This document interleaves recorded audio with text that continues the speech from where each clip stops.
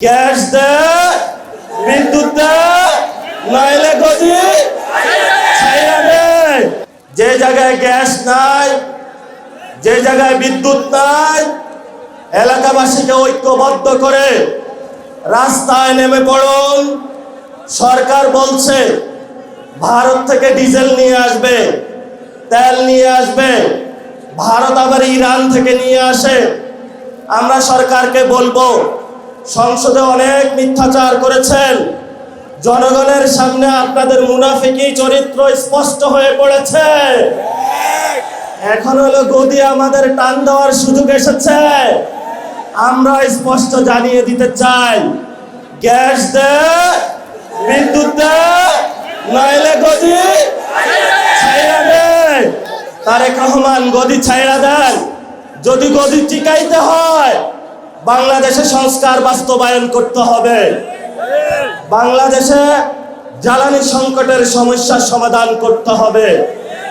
বাংলাদেশে ভারতের বিরুদ্ধে, অগ্রাসনের বিরুদ্ধে দাঁড়িয়ে চোখে চোখ রেখে বলতে হবে, মোদি তুমি যেমন প্রধানমন্ত্রী, আমরা বাংলাদেশের তারেক রহমান প্রধানমন্ত্রী।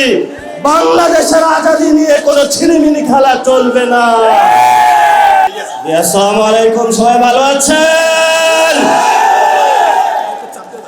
আমাদের মাননীয় আহ্বায়ক সাহেব বক্তব্য দিয়েছেন। উনি স্পষ্ট বার্তা দিয়েছেন জাতির উদ্দেশ্যে। পিছনে আসেন।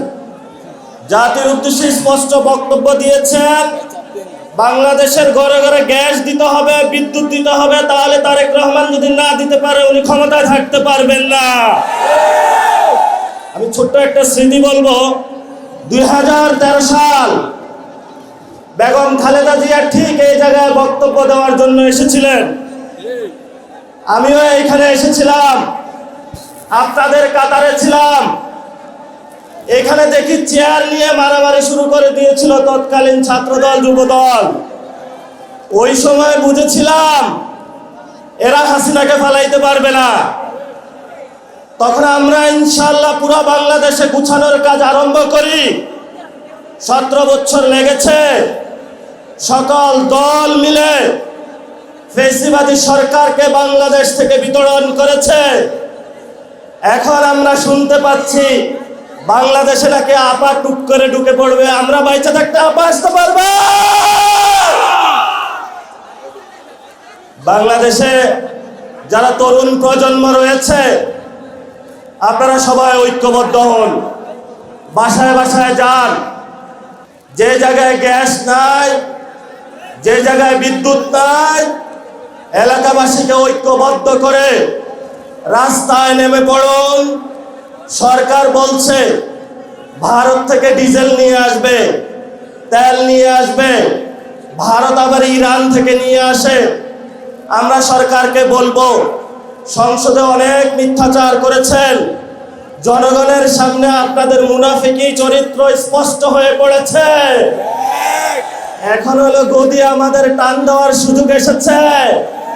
আমরা স্পষ্ট জানিয়ে দিতে চাই, গ্যাস দে, বিদ্যুৎ দে, নাইলে গদি ছাইরা দে।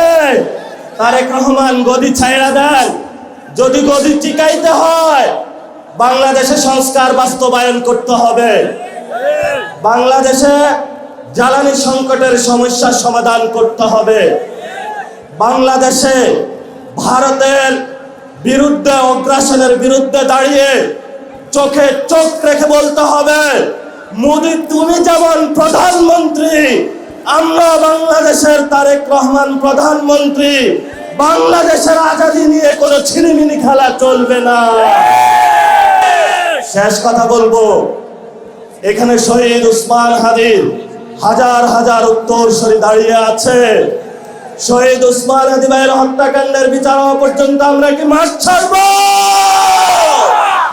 শহীদ উসমান হাদি ভাইয়ের উত্তরসূরিরা কি ঘুমিয়ে আছে? আজাদীর লড়াই চলবে। সে লড়াই ঐক্যবদ্ধ হন।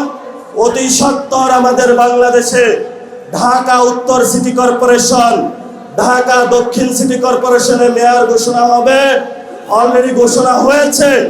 সিটি কর্পোরেশনের বিভিন্ন জায়গায় আপনারা কাউন্সিলর হওয়ার প্রস্তুতি নেন, এবং যারা মহিলা কাউন্সিলর হওয়ার প্রস্তুতি নিচ্ছেন আপনারা হলো সর্বসম্মতিক্রমে প্রস্তুতি নিয়ে ইনশাআল্লাহ ঢাকার 2টি মেয়র এনসিপির ঘরে থাকবে এবং কাউন্সিলর এনসিপির ঘরে থাকবে। সবাই সুন্দরভাবে এখান থেকে যাব। কেউ যদি প্রোগ্রামের আশেপাশে ডিস্টার্ব দেওয়ার চেষ্টা করে তাদেরকে পুলিশের হাতে তুলে দেবো ইনশাআল্লাহ। দোয়া করবেন। আসসালামু আলাইকুম।